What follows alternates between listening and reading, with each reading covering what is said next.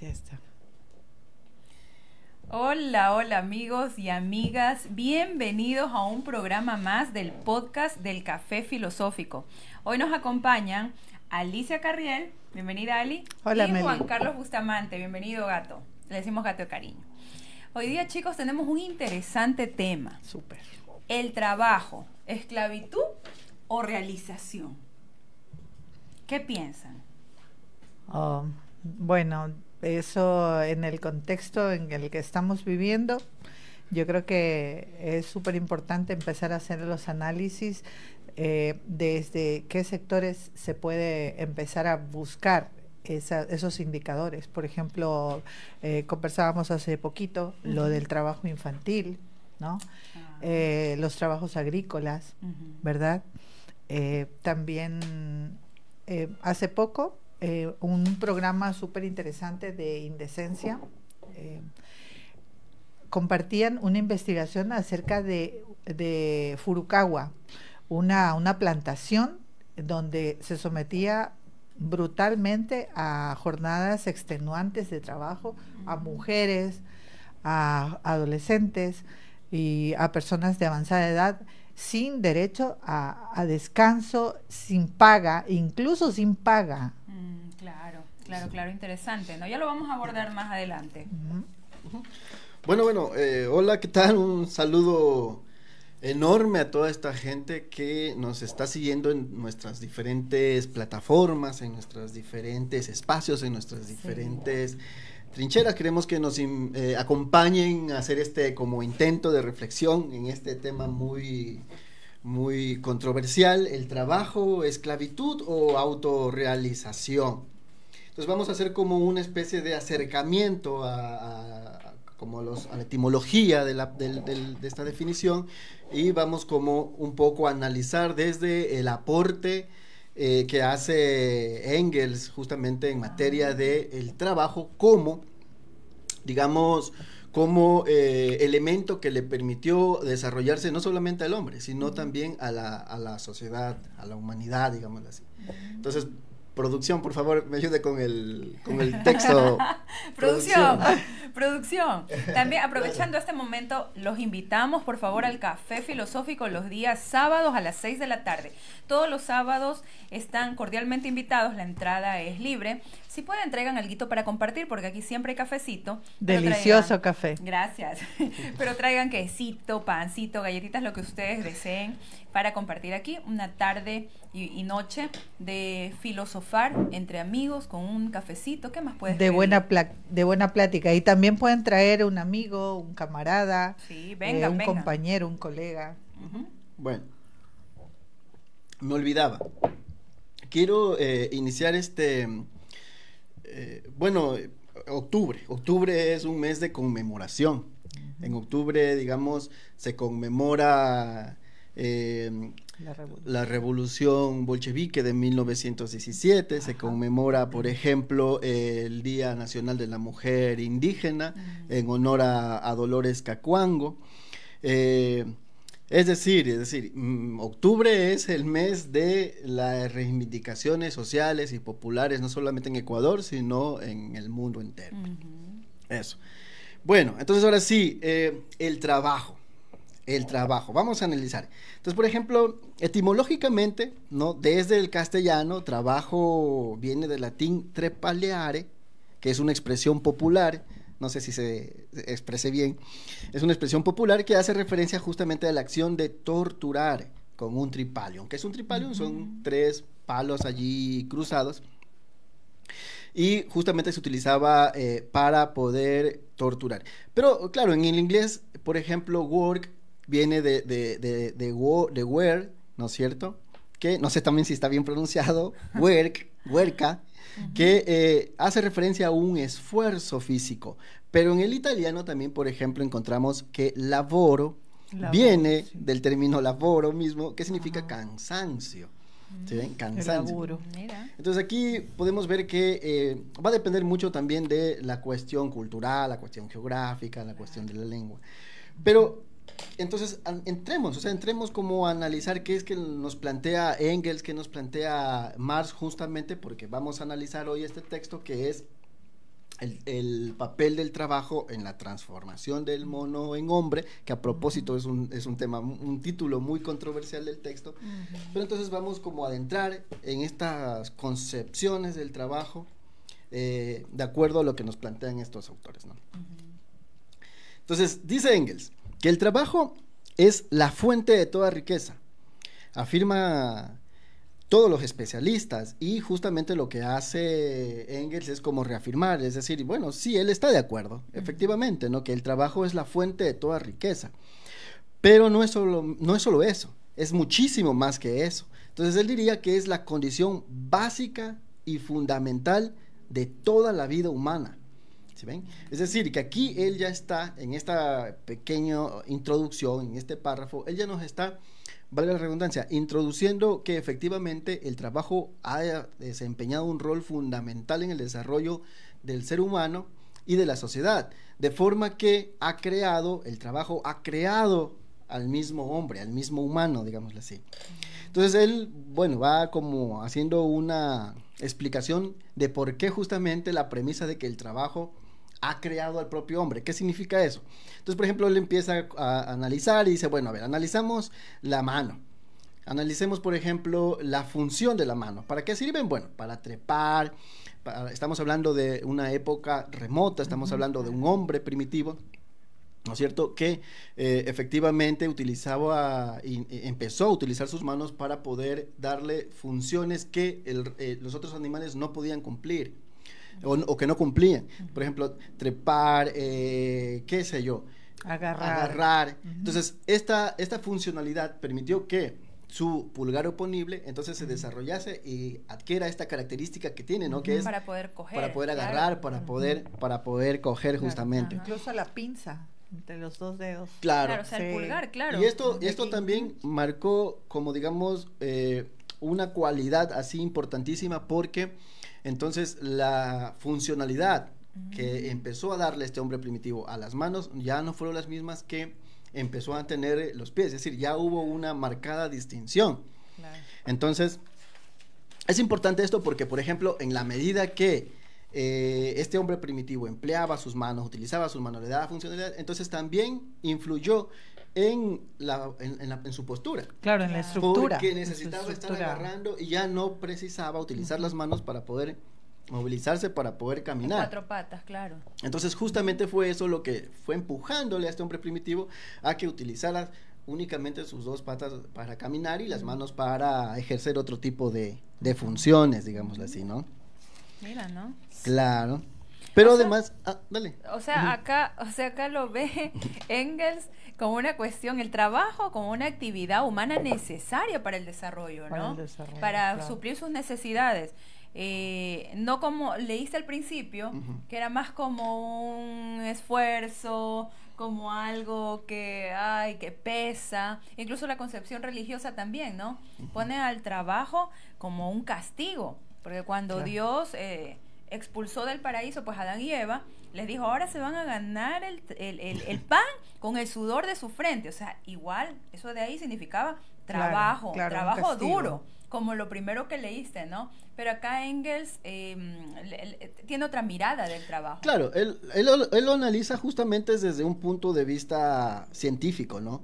Porque justo aquí él cita a Darwin, ¿no es cierto? Y a la teoría que plantea Darwin, que es la correlación del crecimiento, y lo que está planteando aquí Engels justamente basado en las, digamos, en las ciencias, porque recordemos nosotros que si bien la filosofía digamos que estudia las cosas más generales, ¿no es cierto?, los problemas más generales, y la ciencia, los planteamientos más particulares, pero justamente lo que hace la filosofía contemporánea es como aprovechar el recurso de las ciencias para poder efectivamente demostrar sus planteamientos, sus hipótesis, sus propuestas, si se quiere.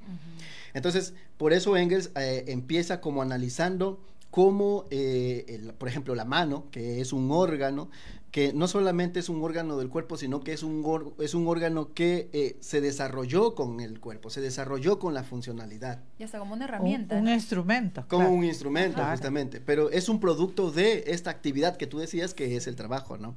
O sea, el desarrollo biológico, el desarrollo de todos los, digamos, del mismo hombre como tal, fue justamente un resultado de esta actividad que era el quehacer diario, ¿no? El quehacer diario, porque justamente lo que hacía este hombre primitivo era aprovechar la naturaleza, lo que la naturaleza le proveía, para poder subsistir, que es lo que hacen todos, de hecho todos los seres vivos. Pero acá entonces vemos la caracterización de que el hombre, entonces, hubo una necesidad de poder como ya no estar solo, sino más bien agruparse. ¿Por qué? Porque entonces tenía que alimentarse, tenía que vestirse y tenía que cazar, por ejemplo, ¿sí ven? Y era más fácil cazar una bestia enorme y salvaje en grupos que de forma individual. Cazar, no casarse. Entonces, pero miren cómo él te plantea esto, ¿no? Es decir, que justamente esta misma necesidad te conlleva a eso, te conllevó a una especie de organización, que luego sería como el preámbulo para toda la construcción de la sociedad. Claro, y aprovechado porque Marx, recordemos que Marx criticaba la alienación laboral en la sociedad capitalista y que el trabajador finalmente se convierte en un mero medio de producción, ¿no? O sea, de hecho, o sea, es que aquí también hay que analizar que según la concepción marxista, que ya se ven otro tipo de elementos. Por ejemplo, ya está la cuestión de no solamente asociarse, sino de ayudarse. Estamos hablando ya, por ejemplo, de una ayuda mutua, estamos hablando ya de una colaboración, estamos hablando ya, si se quiere, de solidaridad, ¿no? De una, o sea, de una vida en comunidad, ¿no? De una vida en comunidad. Oye, lo que me llama la atención es que, claro, de lo que pasaba en el entorno, de las condiciones materiales, se desarrolló el hombre. Y además, estas condiciones, ¿no?, externas, hicieron que también se organice y se creen las sociedades, porque tendemos a pensar que el hombre ya era así antes, Claro. ¿no? Pero es un desarrollo de millones de años. O lo dieron creando, bueno, pero es, Lo dieron creando. es controversial. Es controversial. Sí. Claro. Por ejemplo, el lenguaje también se desarrolla así, ¿no? Porque tú te imaginas, a ver, tú te imaginas allí unos hombres primitivos queriendo coordinar la cosa para la caza, por ejemplo. Obviamente hubo una necesidad de que su órgano, la laringe, pueda desarrollarse también para que puedan comunicarse. Empezar a emitir sonidos, claro. Bueno, vamos avanzando con el texto. Y es un texto bien pequeñito, ¿no? Sí, bien... De hecho, es un texto inconcluso, porque este texto iba a ser como la introducción de un texto más grande, pero no, desconozco, la verdad, que por alguna razón ya el otro texto no se escribió, y bueno, entonces como este texto ya estaba escrito, entonces Engels le acuña este título, que es bien controversial. Y comprensible también, sí, ¿no? súper comprensible, súper bonito, como te adentra como a entender básicamente cómo se constituye la sociedad, cómo se desarrollan las sociedades desde un punto de vista del materialismo histórico, pero también cómo influye, por ejemplo, el trabajo y cómo influye esta necesidad del hombre de adaptar la naturaleza para la subsistencia, no solamente en la casa, sino también, por ejemplo, al adaptar por ejemplo, para construir una casa, para cubrirse del clima, del qué sé yo, de las lluvias. Claro. Entonces, por ejemplo, ¿no?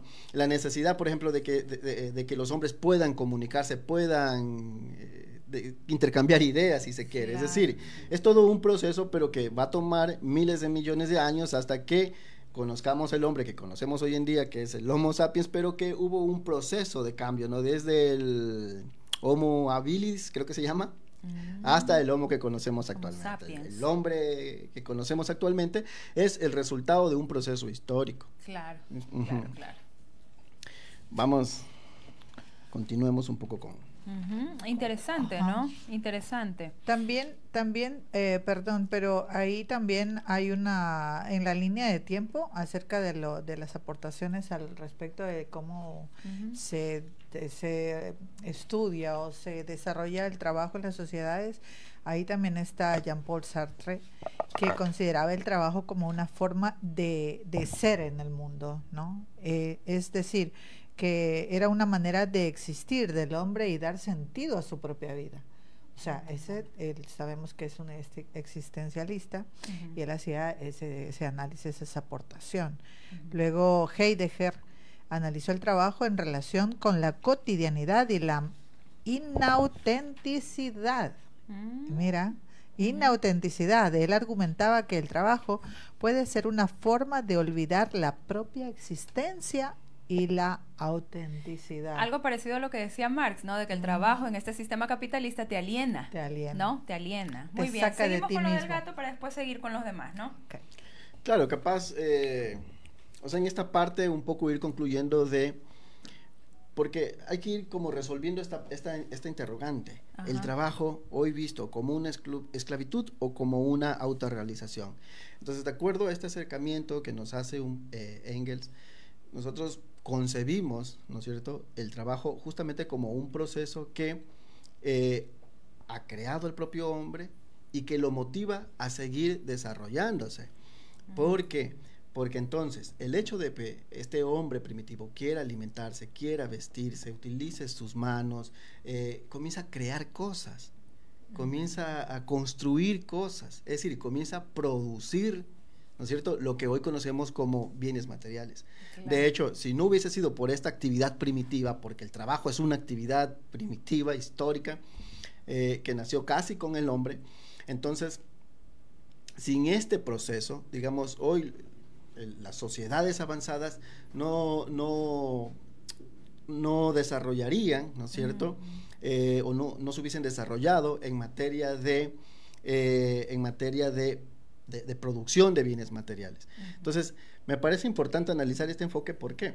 Porque entonces yo me pregunto hoy, ¿qué tan necesario es hoy seguir trabajando, o seguir produciendo, o seguir desarrollando bienes materiales, bienes de consumo, o servicios también? ¿Y qué tan necesario es trabajar tanto para poder desarrollar tantas cosas? Y muchas cosas se quedan olvidadas en enormes espacios, en enormes terrenos. Se quedan ahí, nuevitas. ¿Para qué producir tanto? ¿Para qué trabajar tanto? ¿No? O sea, ahí, por ejemplo, lo que plantea Engels justamente es que cualquier sociedad, y esto es así, cualquier sociedad está condenada a desaparecer si no se producen bienes materiales. O sea, tanto. O sea, yo voy al exceso de producción. Bueno, hay sobreproducción. Exacto. Eso es otra cosa. Claro. Y habría que analizar también, ¿no? Porque aquí estamos hablando de que el hombre, para poder subsistir, necesita producir, necesita crear, necesita desarrollar, necesita seguir utilizando la naturaleza. Ahora también hay que analizar hasta cuándo la naturaleza también capaz ya se cansa de seguir proveyendo también, ¿no? Exactamente. Porque la humanidad tampoco es que ha sido como recíproca con la naturaleza. Claro. Y hoy vemos todos los problemas de sequías y tales, ¿no es cierto? Por eso hay el desequilibrio medioambiental. Claro. Pero aquí hay que, entonces, aquí hay que, como sí separar dos cosas. Lo uno, la necesidad de producir como sociedad. ¿Ya? Y lo otro es la sobreproducción, que eso ya es otra cosa. ¿Por qué?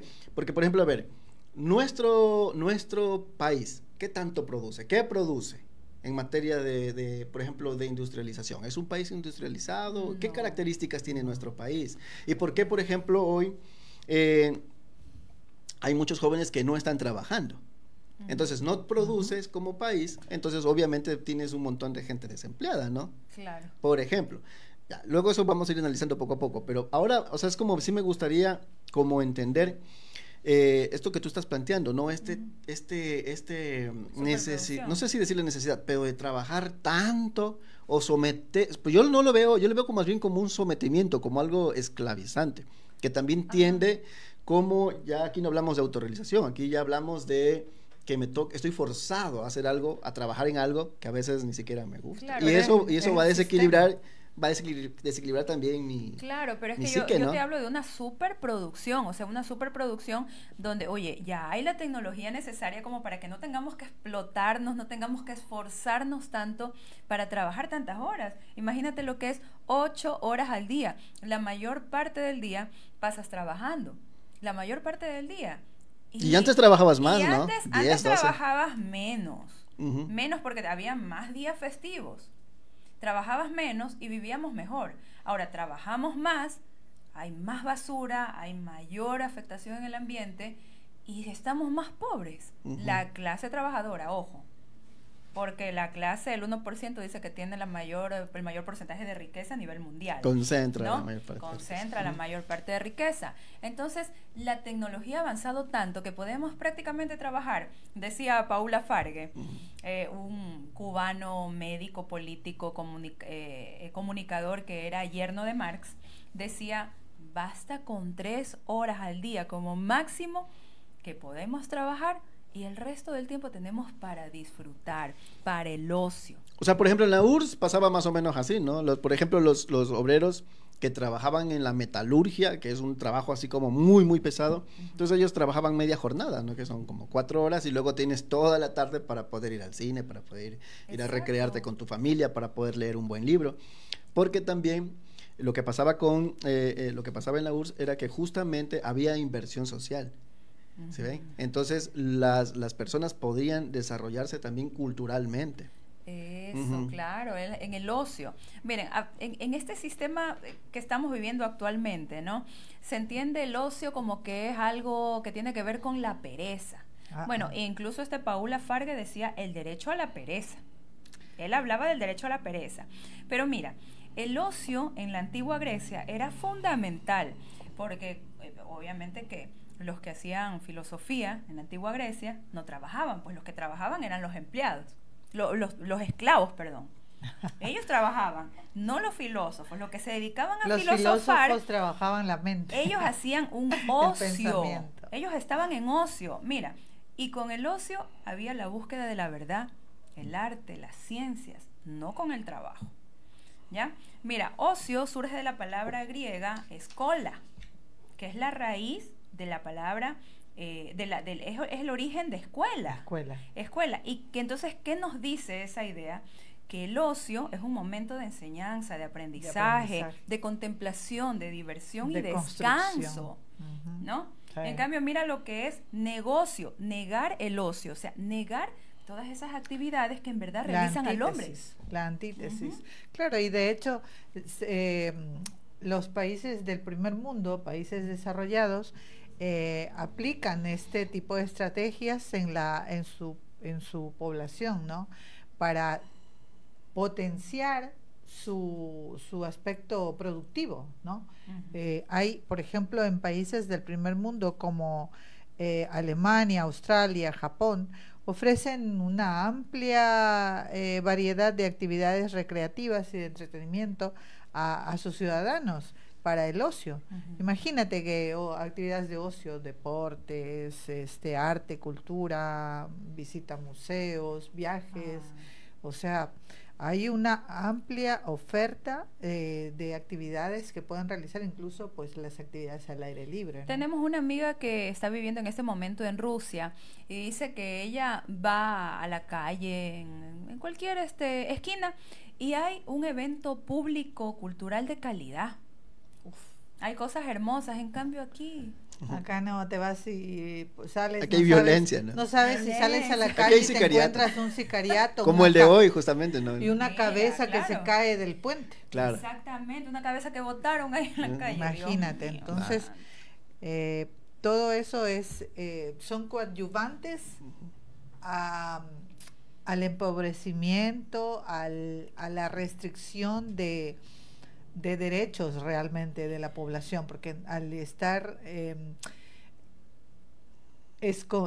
nos quedamos en nuestros hogares, nos quedamos en lugares de cierto modo seguros, claro. Nos privamos de ciertas actividades, restringimos nuestras actividades, incluso ciertas actividades laborales que nosotros podemos haber tenido, ¿no? Por ejemplo, claro. Un negocio, la gente ya no sale hasta ciertas horas. Claro. Oye, Ali, yo te iba a preguntar a ti, yo eres psicóloga clínica, ¿no? Ajá. ¿Cuáles son los efectos que causa esta superproducción, ¿no? Que solo estamos pensando en trabajar. Incluso un señor me decía, bueno, hemos venido aquí esta vida para trabajar, pues, me decía, señora, hemos venido a estar ociosos.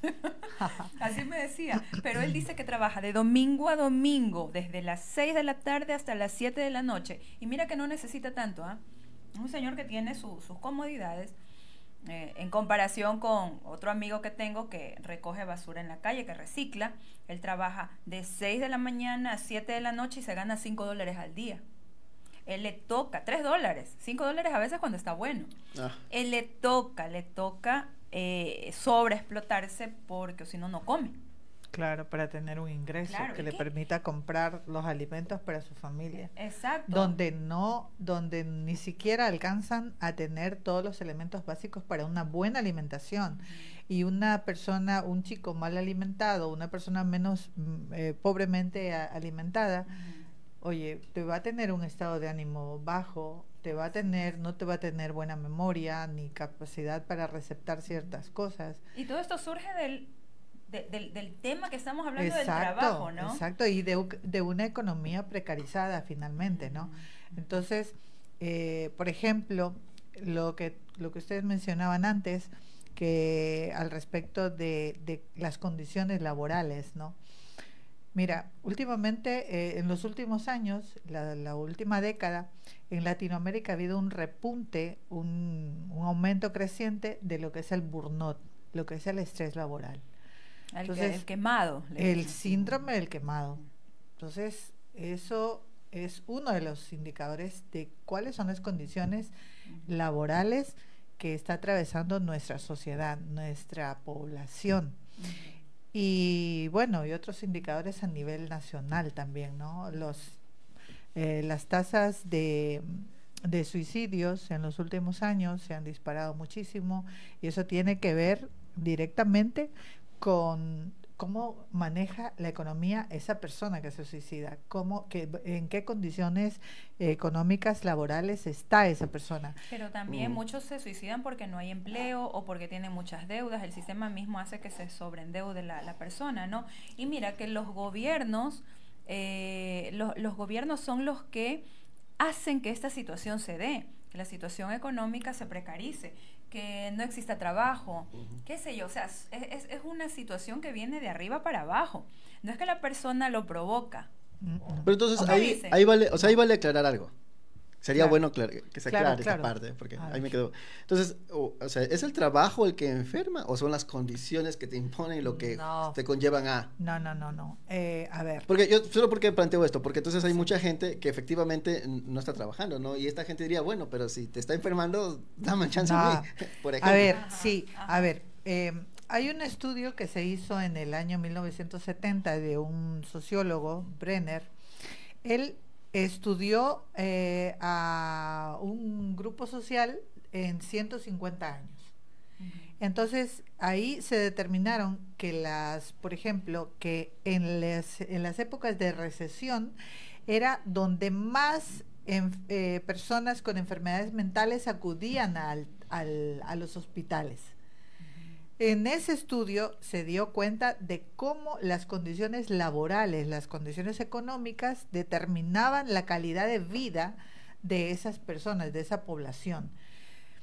Y, y pues hay una relación directa, ¿no? En cómo se maneja la política de la incidencia que tienen las decisiones políticas en la economía. Entonces, trayendo esa información a nuestra sociedad, a nuestro país, el manejo de la economía es muy pobre. No hay una carencia de una planificación institucional que tenga una clara vigilancia de todas del cumplimiento de las políticas públicas e inclusive que se den para la población, pero ni siquiera hay eso. Peor, aplicación de estrategias protectoras para que la sociedad tenga una mejor calidad de vida. O sea, ni de lejos está O eso. mejores condiciones laborales también, ¿no? ¿Qué les parece si leemos los comentarios de los amigos que nos están viendo por Facebook? Bueno, un saludo a Verónica Parra. Gracias, amiga, por estar ahí escuchándonos. Aquiles Salinas dice: hay que replantearse la vida mediante el rediseño, el reciclaje, la recirculación, el cambio, manos, el trueque oficios, el cooperativismo y comunitarismo. El obrero alienado cree que la felicidad está en las cosas materiales. Gracias, Aquiles. Saludos. Saludos, Aquiles. También dice: el obrero alienado por las ideas capitalistas mediante la codicia se olvida de vivir plenamente. Claro, dependiendo, porque a algunos no les queda de otra, ¿no? No les queda de otra. Pero en cambio otros, claro, sí, el consumismo este sistema genera esas ideas, ¿no? De que debo, mientras más consumo, más tengo, mejor alcanzo el éxito. Ahí me surge otra duda, por ejemplo, Ajá. ¿no?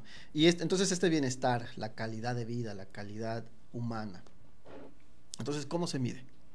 ¿No se mide acaso por un umbral de ingresos? ¿Qué opinan ustedes? Por el bienestar, por el nivel de bienestar que tienes. Claro, porque, o sea, sabemos que, bueno, como sujetos sociales, hay necesidades que, Claro. ¿no es cierto?, que satisfacer, hay demandas, ¿no es cierto? Y la economía es parte de la estructura. Entonces, creo que aquí hay que analizar bien porque, por ejemplo, ahí yo sí estoy pensando como en los que no tienen empleo. Y las cifras son alarmantes también, ¿no? Sí. Súper alarmantes. Estábamos viendo, por ejemplo, aquí, bueno, somos casi 18 millones de personas en Ecuador, ¿no? Sí. Y de la población en edad para trabajar, desde los 18 años estamos Ajá. aquí viendo, ¿no? Sí. Que es de 13.2 millones de personas. 13.2 millones. Ajá. La población económicamente activa es de 8.5 millones de personas. Y la población económicamente inactiva, esto en el primer trimestre del 2024, Correcto. es de 4.7 millones Ajá. de personas. Y sumado a eso, la tasa de desempleo es de 4.1% en el primer trimestre. Pero hay aquí un manoseo de las cifras. De las cifras, obviamente. Claro, porque te plantean las estadísticas desde unas palabras mucho más bonitas, mucho más maquilladas, ¿no? Como la población inactiva económicamente. O sea, ¿cuál es en otras palabras, es la gente que no trabaja? La población inactiva activa económicamente es la que no tiene ingresos. Entonces estamos hablando de una cifra alarmante de 4.7 millones de personas en el Ecuador. Casi la mitad de las personas que están que son las personas activas. Que están en edad productiva. Claro. En edad activa, claro. Y sumado a eso, quiere decir que 4 de cada 10 personas están en el desempleo, según estas cifras. Yo la verdad es que no apuesto por eso. Oye, podemos hacer un ejercicio interesante también, el ver a nuestro alrededor, entre amigos, familia, y ver cuántas personas están desempleadas, cuántas personas son informales, ¿no? Tienen un empleo informal. ¿Cuántas personas tienen un empleo donde tengan seguridad, tengan estabilidad?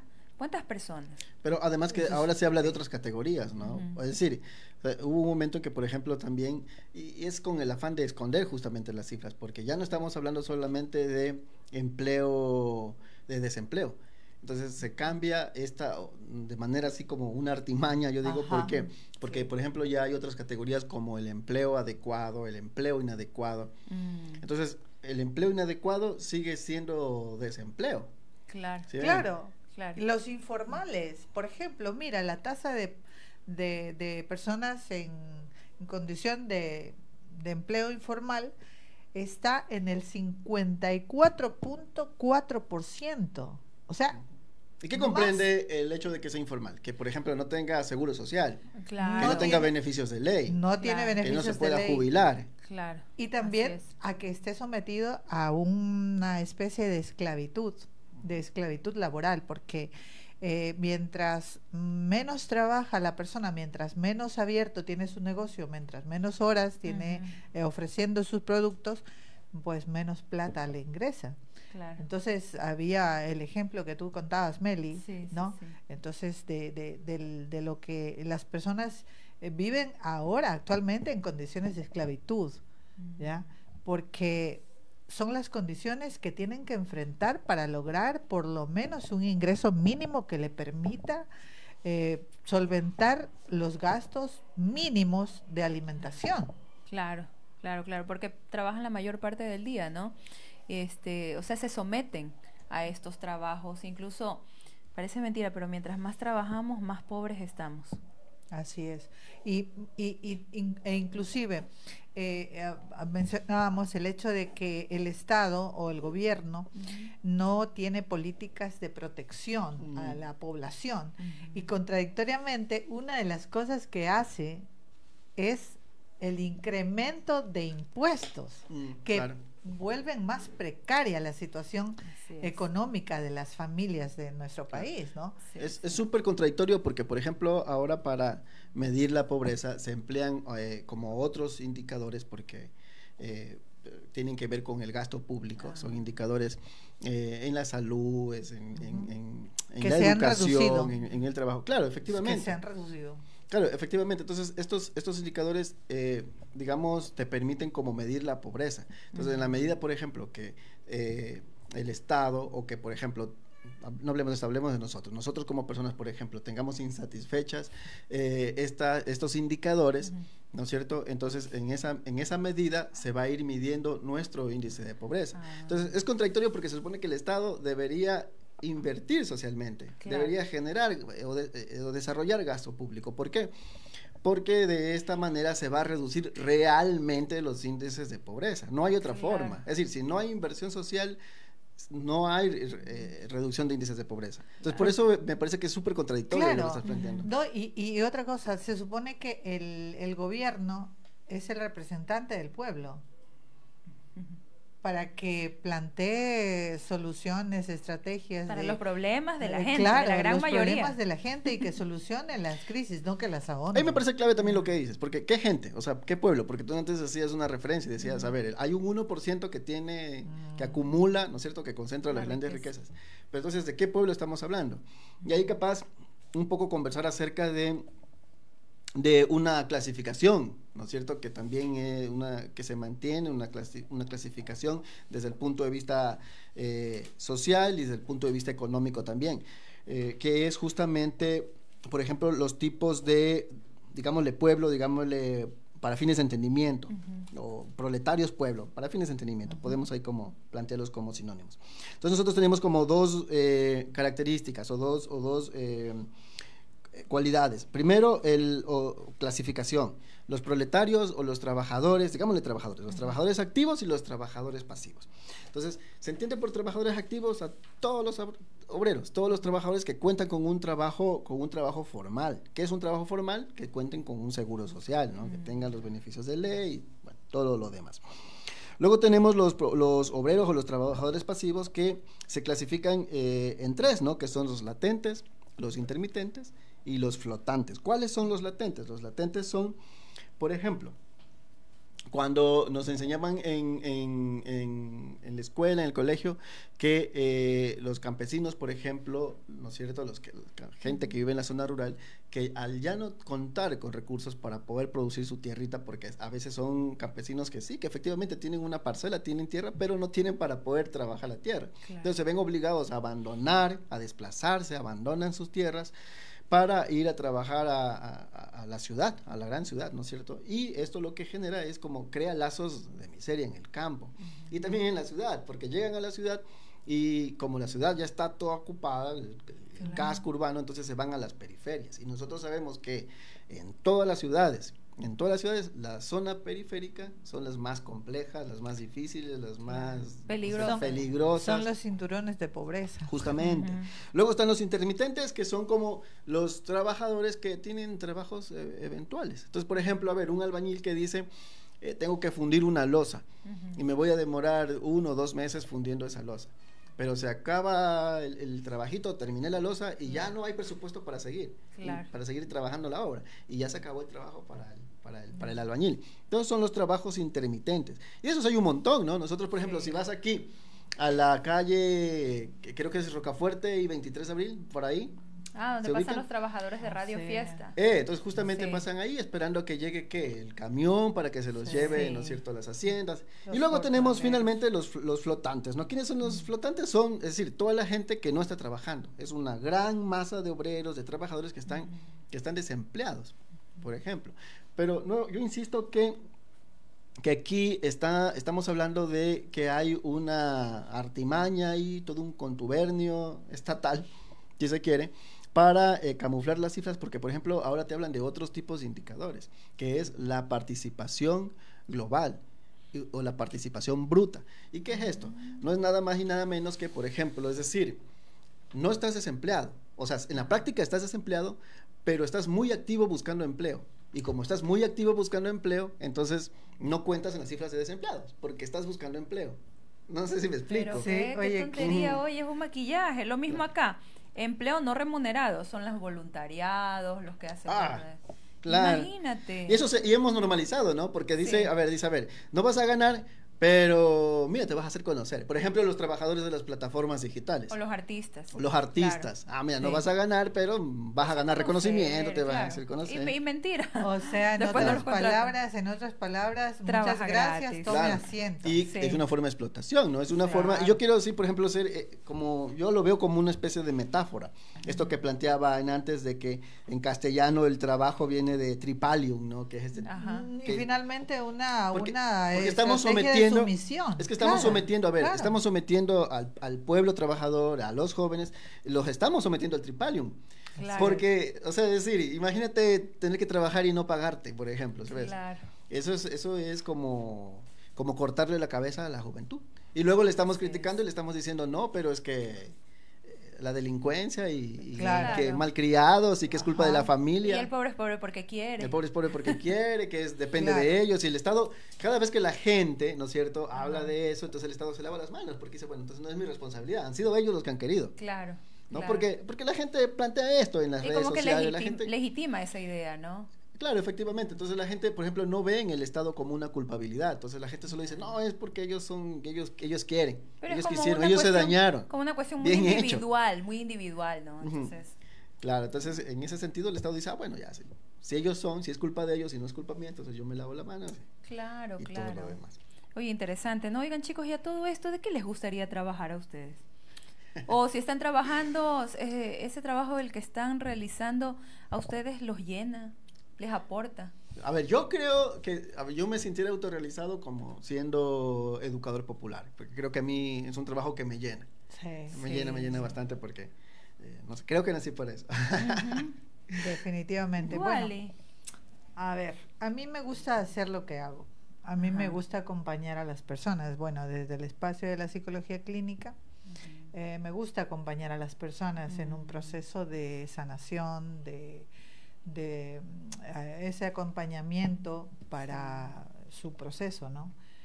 Entonces, a mí me gusta eso, sí. A mí me gusta no sé, organizar talleres en los sectores, organizar eventos. Me encanta. Un amigo decía, tú eres buena como relacionista pública. ¿Serio? Me decía, me encanta, me gusta eso. Claro. Y mira, pero bueno, he trabajado en lo social y son cosas muy bonitas, ¿no? Pero algo así que me realice, no he encontrado hasta ahora. Por lo tanto, yo creo que el trabajo actualmente, son muy pocos los trabajos que realizan. Actualmente el trabajo esclaviza. El trabajo es algo que te somete, que no te deja hacer lo que en verdad quisieras, lo que te aporta como individuo, como ser humano. Y claro. No. Pero eso pasa justamente, ¿sabes por qué? Porque el obrero, el trabajador, justamente en una empresa, en una industria, en una fábrica, él está trabajando, pero eso que trabaja, ¿no es cierto? Esto que él está produciendo, él no lo ve como suyo. Entonces, aquí entra el concepto de enajenación que antes planteabas. Claro. Cuando decimos que, por ejemplo, los trabajadores están enajenados también, es porque, a ver, entonces yo trabajo tanto y me esfuerzo tanto en una fábrica de construcción de ensamblaje de camionetas. Me voy a inventar un ejemplo, ¿no? ¿Sí ven? Entonces, gano mi salario y ese salario me sirve para subsistir yo y mi familia, porque tengo familia, tengo gastos, la canasta básica, se me enferma un hijo, una hija, lo que sea. Entonces, son gastos. Pero yo trabajo produciendo vehículos, ensamblando camionetas, pero se me hace difícil adquirir una camioneta. O sea, esa camioneta no es para mí. Claro. Y la venta de una sola camioneta genera un montón de ingresos. Claro. ¿Sí ven? Y yo tengo que trabajar un año para tener el ingreso de la venta de apenas una camioneta. Entonces, Tal vez. Sí, tal vez. Ni eso a veces, claro. Sí, entonces aquí estamos hablando de que el trabajo es enajenado, de que el salario es enajenado, es decir, aquí el obrero, el trabajador, se siente como... Hay otro concepto que es extrañamiento, ¿no? Porque él lo ve como extraño, es decir, estoy trabajando para algo que ni siquiera es para mí, ni siquiera me voy a beneficiar. Y me estoy esclavizando, y yo creo que a eso un poco apunta el tema de que el trabajo es esclavizante en ese sentido. Es esclavizante en el sentido de que el obrero no se apropia de su producción. Claro. De que la fuerza de trabajo del obrero más bien es dueño, o hay alguien que es dueña de esa fuerza de trabajo, que en este caso es la patronal, ¿no? Claro, Claro, por ejemplo, va por ahí. los albañiles, mira, hacen tremendos edificios acá en la esquina. Ellos nunca van a poder ser dueños de una casa, ni sí. una casa. Probablemente, Claro. tal vez. Probablemente. Pero ahí también hay otra cosa, ¿no? Que siempre dice, no, es que porque no estudió, porque se dedicó a otras cosas y no tuvo una profesión.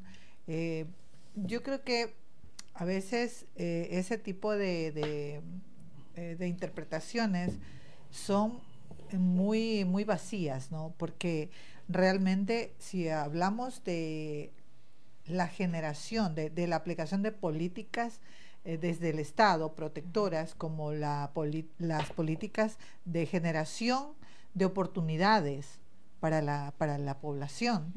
Entonces, entre esas están las oportunidades de empleo.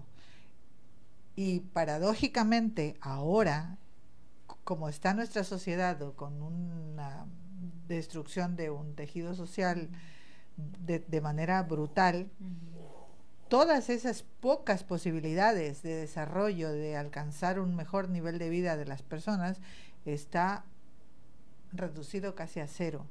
Claro. Porque la economía está mucho más precarizada. Mira, hay un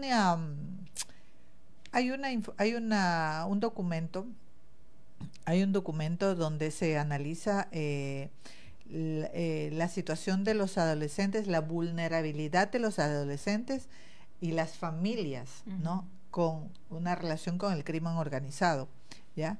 Y aquí hay estadísticas alarmantes acerca de la incursión de los chicos.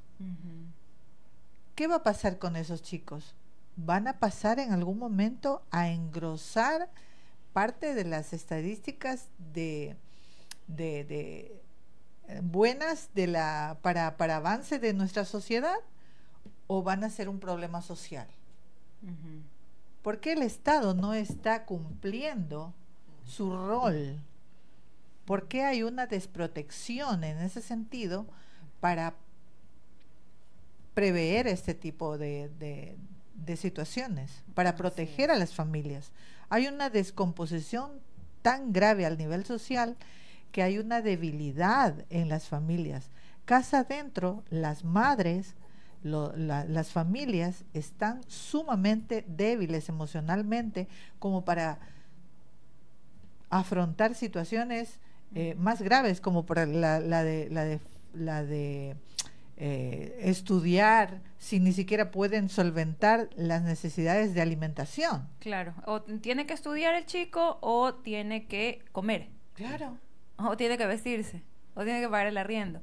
O sea, es una situación muy, muy crítica, ¿no? Con respecto a lo que decía Juan Can antes de que, bueno, los obreros están alienados porque lo que están ellos haciendo, el producto de su esfuerzo, el producto de su trabajo, ellos jamás lo van a poder, o muy pocos lo van a poder consumir o adquirir, ¿no?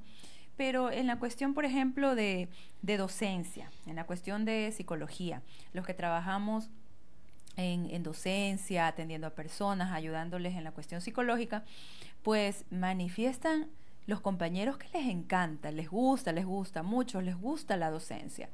Lo que no les gusta, y por lo que se sienten esclavizados, es por el horario que les toca, pero no el horario de dar clases, sino más bien el horario luego de salir de dar clases, que tienen que estar tarde y noche planificando, consiguiendo material, que las reuniones por WhatsApp con los padres de familia, que las reuniones con las autoridades, etcétera, ¿no?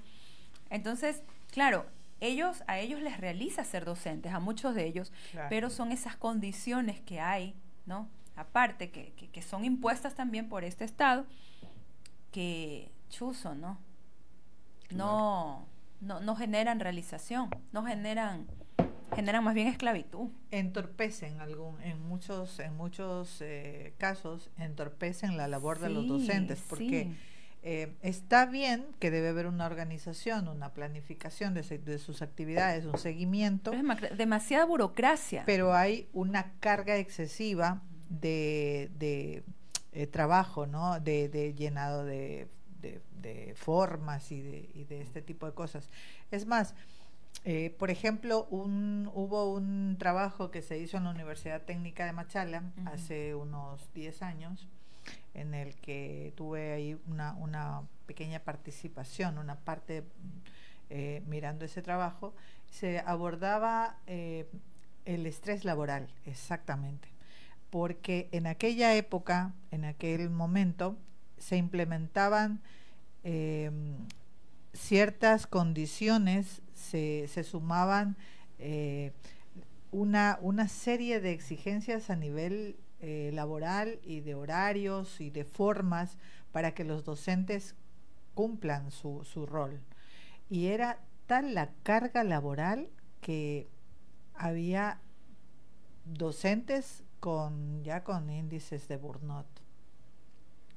Entonces eso se hizo un trabajo ahí. Vamos a hablar, vamos a saludar a nuestros amigos que nos están viendo.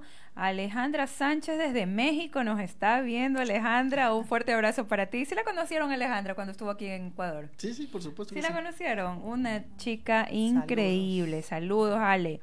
Cecilia Quesada. Cecilia, se ha perdido Cecilia. Tienes que regresar al café, verás. Oh, saludos, Ceci. Rodrigo Lozano, felicitaciones, muy buen espacio. Gracias, mi Rodri, se te extraña. Saludos. Aleida Noriega. La crítica del trabajo es también un ángulo de ataque interesante en la crítica total del modo de producción capitalista. El trabajo y el capitalismo son de hecho una y la misma cosa. En efecto, el trabajo y el capital son solo dos aspectos, dos momentos de la misma totalidad capitalista mundial, inseparable y complementaria.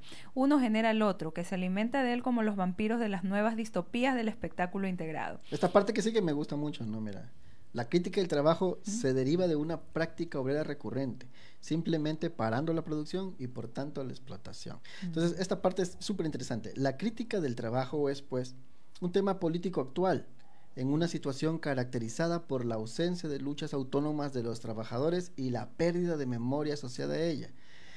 Voy a repetir, ¿no? La ausencia, perdón, ¿no? La ausencia de luchas, y efectivamente, es decir, que aquí, o sea, también estamos viendo que hay como una característica importante de los trabajadores. ¿Qué está pasando con los trabajadores?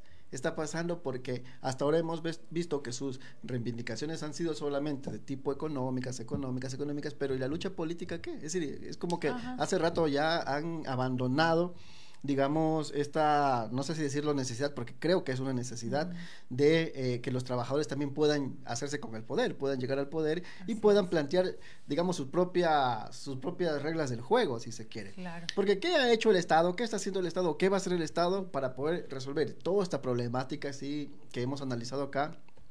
Y la verdad es que nada, o sea, no va a hacer nada. Más bien nos están precarizando las condiciones laborales. Y lo otro es qué proponemos nosotros, porque por ejemplo, lo que plantea Ali, yo estoy completamente de acuerdo. Es decir, aquí, por ejemplo, falta justamente un programa de planificación económica. No hay, es decir, por ejemplo, a ver, un programa donde me voy a inventar, donde las empresas, por ejemplo, donde las industrias sean estas pequeñas, sean grandes, sean medianas, sean nacionales o sean internacionales, porque tenemos aquí algunas transnacionales, se sometan a este programa de, ¿no es cierto?, de planificación económica. Y no lo hay. Entonces, por ejemplo, nunca hemos hablado, por ejemplo, de que desde el Estado o desde los políticos que están ahora justamente en la pre-campaña y luego van a estar en campaña. Entonces, por ejemplo, nunca han hablado acerca de, por ejemplo, un escalafón laboral para todos, un seguro social para todos, por ejemplo.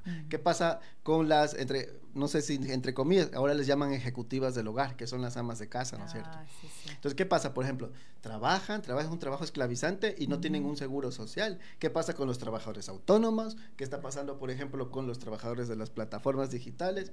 Es decir, no se habla, por ejemplo, de un seguro social íntegro para todos, para todas.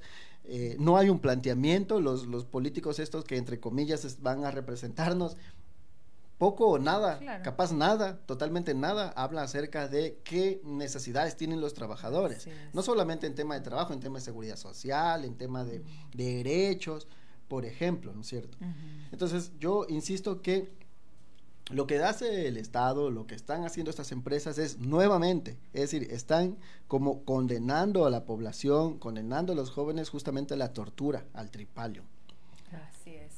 A través también de esas tácticas de desgaste, ¿no? Claro. Porque estamos ahorita viendo a una sociedad desgastada emocionalmente. Sí. Entonces, desesperanzada. Oye. Desesperanzada. Sí. Oye, ¿qué ánimo tiene la gente de salir a protestar, de reclamar un derecho? La gente está... Y con miedo. Amedrentada, está encerrada, estresada por todo el aumento de la criminalidad, ¿no? De la inseguridad. Oye, un doctor me dijo, pero vamos a salir a las calles a protestar. ¿A quién? ¿Quién nos va a parar bola? Me dice. Mira lo que plantea aquí, mira lo que plantea Ariana. Entonces ella dice, Ariana Calle nos está... Sí, hola Ari. Bueno, nos dice, mira, hay sobrecarga de trabajo. Se necesitan docentes, psicólogos, jardineros, conserjes, inspectores, ¿Sí ven? Se necesita porque hay una sobrecarga, pero entonces no hay trabajo. Exactamente, pero oye, hay muchos docentes, muchos jardineros, mucha gente que se necesita que esté trabajando, está en la calle. Pero mientras tanto el gobierno recorta los presupuestos para educación, salud y todo lo que el pueblo necesita como derecho fundamental. Entonces hay una vulneración total de derechos, ¿no? Bueno, ahí está Rodri también conectado, un saludo. Rodri. Hola, Rodri. ¿Cuánta razón tienes, Aleida? Muy buenas aportaciones de Aleida. ¿Quién eres, Aleida? Cuéntanos. Un saludo a Rodri y un saludo especial también a Alejandra. nos está Bueno, viendo. entonces Sí. estamos concluyendo este programa del Café Filosófico. Y podemos Entonces, mencionar a los auspiciantes desde hoy. claro, dale. Ah, ya. Bueno, tenemos el auspicio de Magnolia. Magnolia, pues es una firma que la saca hace 3 años, Katiuska Camila Wilcapi.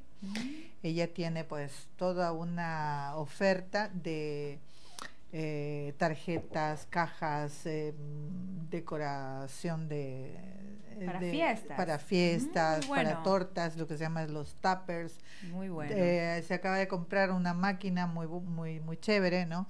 Entonces eso es un emprendimiento local. Chévere. Así que por ahí la próxima vez ya tendremos una tarjeta de Magnolia. Chéverísimo, chéverísimo. También le damos las gracias a Multi 3D que nos hace toda esta mesa, Todo el montaje, la todo, logística. sí, los muebles también, gracias Multi 3D. Ajá. Y amigos, entonces les invitamos una vez más al Café Filosófico los días sábados a las 6 de la tarde, que vamos a hablar. Este sábado precisamente vamos a hacer un análisis geopolítico sobre la situación de Venezuela y la guerra de Ucrania. Va a estar muy interesante porque va a venir un compañero cubano. Es aquí en Machala, el Café Filosófico, en la dirección Clever Franco, entre Vela y Santa Rosa. De todas maneras, aquí en la página siempre estamos publicando el evento cada sábado y ahí ponemos la dirección, el número de teléfono, ahí te comunicas, nos confirmas tu asistencia y te tenemos tu cafecito y tu puestito. Así que están invitados. Súper invitados. Bueno. No, yo capaz saludar nuevamente a las personas que nos están acompañando en todas nuestras plataformas, en todos nuestros espacios, nuevamente en nuestras diferentes trincheras. La idea es que nos sigan acompañando, que nos ayuden compartiendo. A ver, responde justamente Alejandra, dice, qué bonito. Consumo local, dice, ve. Sí. Entonces, bueno, agradecerles por acompañarnos también en esta emisión y nos vamos a seguir viendo como todos los miércoles con otros temas. Todos nuestros temas van a ser siempre controversiales. Así es. Sí, a veces no vamos a estar de acuerdo y bueno, está muy bien. Sí. Entonces, nos despedimos. ¿Quieres decir algo, Ali? Sí, Claro, sí. dilo. Bueno, que todas estas ideas yo creo que plantean algunos desafíos importantes, ¿no? Para expresarlos. Bueno, quizás el gobierno o de parte del Estado no tenemos un protectorado, pero tenemos que alzar nuestra voz y decir lo que hay que decir. Creo que algunos de los desafíos comunes en instancias en las que se vive, podemos decir que la desigualdad laboral es en este momento imperante y debe ser solucionada y afrontada. La falta de oportunidades y la desigualdad laboral también, ¿no? Y obviamente la atención a la salud mental de la población. Todo eso debe ser abordado para mejorar las condiciones de salud y de vida en Ecuador y obviamente también en algunos otros países de América Latina. Y como conclusión también con lo que habíamos hablado es que nos hacen los trabajos esclavizantes, ¿no? Como que los hacen.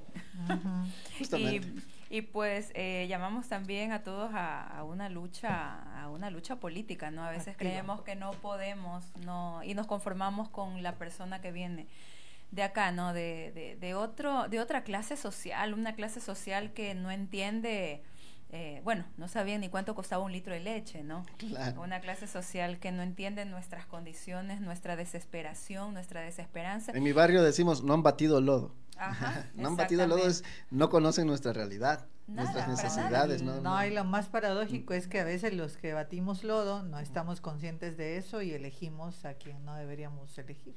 Así es, sí, pero esta no es una realidad eterna, así que podemos cambiarla, Cambiar pero la nosotros que somos la gran mayoría. Amigos y amigas, muchas gracias por habernos visto. Hasta un próximo programa, hasta el siguiente miércoles. Bueno. Chao.